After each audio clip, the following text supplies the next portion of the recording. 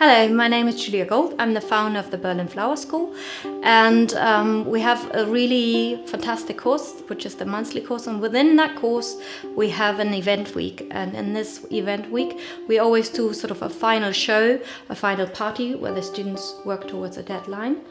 And this theme for this year was Marie Antoinette.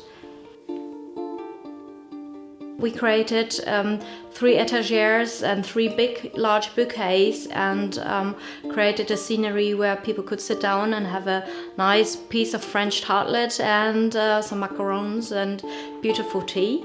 So that event evening was about networking, and we invited very interesting women from different areas of business.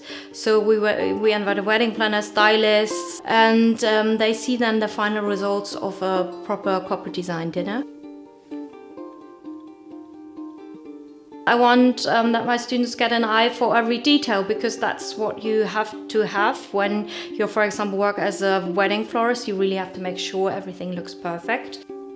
For future courses, you should check out my website, www.berlinflowerschool.com, and so sign up if you're interested. You can start as a beginner, you can already have floral experiences.